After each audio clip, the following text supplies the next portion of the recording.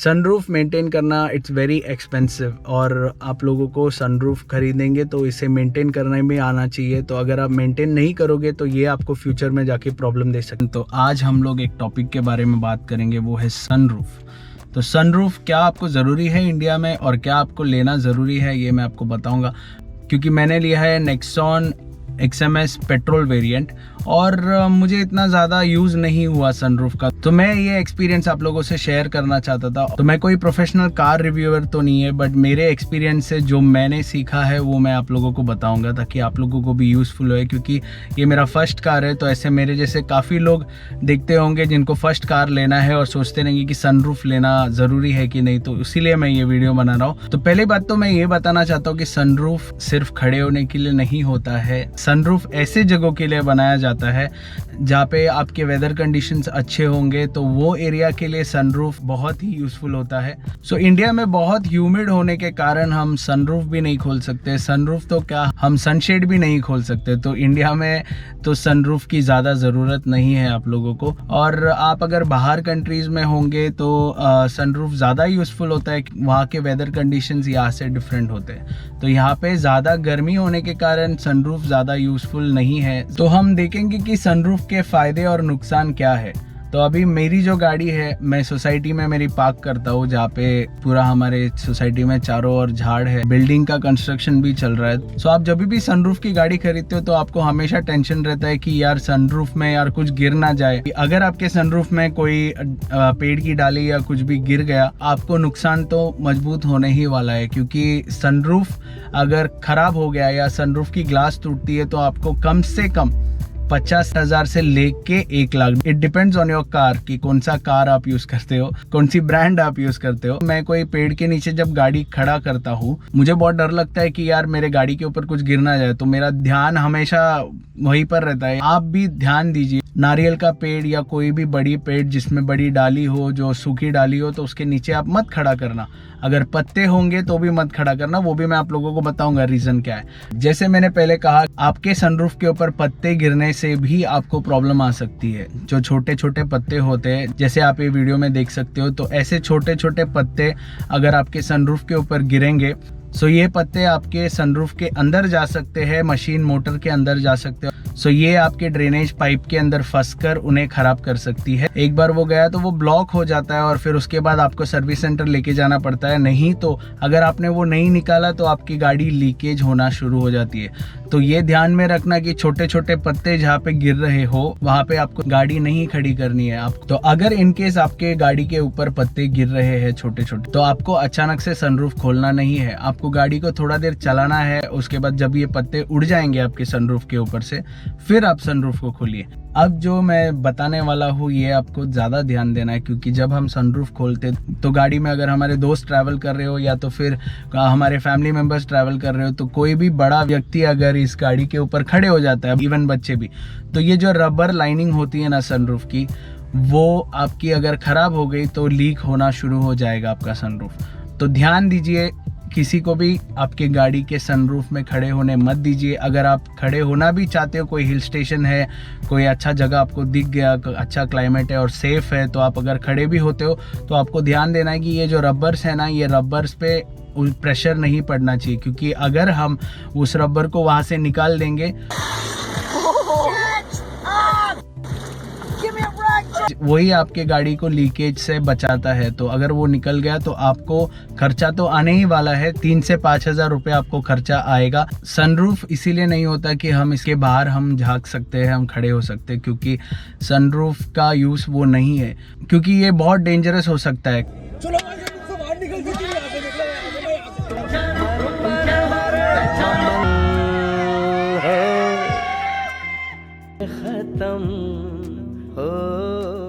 बाजू में आपकी ट्रक जा रही हो या तो फिर अगर कोई व्हीकल जा रही हो और उसका टायर फट गया, या तो फिर वो कुछ पत्थर के ऊपर से गई और वो पत्थर उड़ के आया, तो आपको उस पत्थर के वजह से चोट भी लग सकती है। फिर अगर कोई पतंग उड़ा रहा हो तो जो मांझा होता है, तो उससे भी काफ़ी प्रॉब्लम हो सकता है। विलेज एरिया से जा रहे हो और वो मांझा आपको लग गया तो वो भी आपको चोट पहुंचा सकती है। या इलेक्ट्रिसिटी का कुछ वायर गिरा हो तो ये भी चीज़ डेंजरस है। तो ध्यान दीजिए, सनरूफ के बाहर आपको खड़े रहना सेफ नहीं है। जब भी आप गाड़ी निकाल रहे हो एक बार सनरूफ को खोलिए और बंद कीजिए, क्योंकि आपको यूज करना जरूरी है। अगर आप इसे यूज नहीं करोगे इसका मोटर जो होता है वो खराब हो जाएगा, और अगर इसका मोटर खराब हो गया तो आपको सर्विस सेंटर लेके जाके इसे चेंज करना होगा। इलेक्ट्रिक मोटर है और जरूरी होता है कि हमेशा वो वर्क में रहे। आप जब सनरूफ को खोलकर गाड़ी चलाते हो तो आपके माइलेज में भी इफेक्ट पड़ सकता है। वो कैसे, मैं आप लोगों को बताता हूँ। अपने विंडोज भी खोली हुई है और सनरूफ भी खोली हुई है और आप हाईवे पे हो, हाई स्पीड में जा रहे हो, तो आपकी गाड़ी ड्रैग हो सकती है। ड्रैग मीन्स जो फोर्स पे आप जा रहे हो, तो हवा के वजह से आपकी गाड़ी वो एरोडायनामिक्स पकड़ती नहीं है। मतलब जब आप गाड़ी खींचती है तो गाड़ी को उतनी ज्यादा पावर लगती है आगे जाने के लिए। तो जब गाड़ी उतना पावर लगाती है तो ऑब्वियसली इंजन ज्यादा काम करता है और फ्यूल ज्यादा कंजम्पशन होता है, तो इसके वजह से आपकी माइलेज भी कम हो सकती है। खास करके जब आप विंडो खोले हुए हो और आपकी सनरूफ बंद है, तो क्या होता है कि ना एक प्रेशर फॉर्म होता है गाड़ी के अंदर। तो ये प्रेशर आपको पूरा जाता है आपके सनरूफ के ऊपर। भले ये कंपनी फिटेड ग्लास है, बट फिर भी जब आप उसे खोलते हो और चलाते हो तो वो प्रेशर के वजह से और वाइब्रेशंस के वजह से आपकी सनरूफ फूट भी सकती है।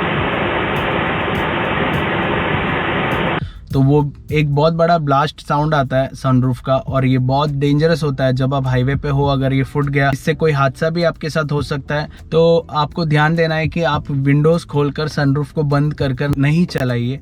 आपको सनरूफ को थोड़ा सा, अगर आप पूरा नहीं खोलना चाहते हो तो थोड़ा सा तो आप खोलिए सनरूफ को और उसके बाद चलाइए, क्योंकि इसके वजह से एयर वहां से पास हो जाए तो अंदर एक एयर प्रेशर फॉर्म नहीं हो। सो सनरूफ फटने के और भी रीजंस होते हैं, जैसे हम हमारे सनरूफ को ब्लैक कलर कर देते हैं कभी कभार, तो ब्लैक फिल्म लगा देते हैं। तो इससे क्या होता है कि बहुत ज़्यादा हीट उस पर जनरेट होता है, उसके वजह से भी क्रैक हो सकती है सनरूफ। और सनरूफ फटने के और एक चांस है कि आपको PDI करते वक्त ये भी ध्यान देना है कि आपके सनरूफ में कोई क्रैक्स ना हो, कोई होल्स ना हो, क्योंकि जब भी मैन्युफैक्चरिंग डिफेक्ट होता है गाड़ी में, उसके वजह से भी सनरूफ फट सकती है। और वो अगर आप चला रहे हो, सनरूफ बंद है और अगर वो फुट गई तो वो आपके ऊपर या आपके पैसेंजर्स के ऊपर गिर सकती है। तो आपको ये चीज़ ध्यान देना है, जब भी आप गाड़ी खरीद रहे हो एक बार आपको सनरूफ को पूरा चेक करना है, देखना है कि उसमें कोई भी होल्स या क्रैक्स नहीं हो, क्योंकि चारों साइड से आपको एक बार खोलकर उससे चेक करना है। खोलकर मतलब मैनुअली नहीं। सो आपको इसके बटन से सिर्फ खोलना है सनरूफ को और एक बार चेक करना है रबर ठीक है या कोई क्रैक्स है, और आप उसे बंद करना है। तो आपको PDI के टाइम पे ये भी ध्यान देना पड़ेगा जब भी आप सनरूफ की गाड़ी खरीद रहे हो। अभी रिसेंटली मैंने देखा कि टाटा सफारी जो गाड़ी थी वो हाईवे पे उसकी सनरूफ फुट गई। तो इंडिया में ये बहुत रेयर हुआ है, ज़्यादा कहीं पर भी मैंने ये चीज़ सुना नहीं है कि सनरूफ फुट गया, बट फॉरेन कंट्रीज़ में ये काफ़ी ज़्यादा हो रहा है, क्योंकि हर गाड़ी में वहाँ पे सनरूफ होती ही है। तो उसके वजह से क्या होता है कि मैन्युफैक्चरिंग डिफेक्ट की वजह से भी सनरूफ कभी कभार फुट जाती है। तो आपको ध्यान देना है PDI के टाइम कि सनरूफ बराबर है या नहीं, तो ये ध्यान दे के ही आपको आपकी गाड़ी लेनी है। अगर आपके फैमिली में सब ऊँचे लोग हैं, मतलब जिनकी हाइट 6 फीट हो या उससे ज़्यादा हो, तो आप अगर सनरूफ की गाड़ी खरीद रहे हो तो हेडरूम काफ़ी कम होता है। आप मेरे गाड़ी में भी देख सकते हो, देखिए ये जो पार्ट है ना, ये सनरूफ के लिए होता है। तो इसके वजह से क्या होता है कि ना, ये आपकी हेडरूम भी कम करती है। तो आप अगर XM वेरिएंट में देखोगे या वो वेरिएंट में देखोगे जिसमें सनरूफ नहीं है, तो ये पार्ट नहीं रहता है। तो इसके वजह से क्या आपको ज़्यादा हेडरूम मिलती है गाड़ी में। तो ये आपका आधा हेडरूम खा लेता है, क्योंकि ये पीछे तलक है, तो आधा हेडरूम आपका उसमें गायब हो जाता है। सो अगर आपको हेडरूम चाहिए तो सनरूफ की गाड़ी मत लीजिए, बिना सनरूफ की गाड़ी ही खरीदिए। मैं रिकमेंड करूँगा वही, क्योंकि ज़्यादा यूज़ नहीं हो रहा है मुझे भी। तो होप्स हो कि हमारे साथ में ये नहीं हो। आपने देखा होगा जब भी ट्रक का टायर फटता है तो बहुत प्रेशर में फटता है, तो उसके वजह से ना पत्थर उड़ते हैं, बड़े बड़े पत्थर, छोटे पत्थर यहाँ वहाँ उड़ते हैं। तो उस टाइम पे अगर आपकी गाड़ी बाजू में है और आपकी लक ख़राब है और अगर वो पत्थर आके आपके सनरूफ पे गिर गया तो आपकी सनरूफ टूट सकती है।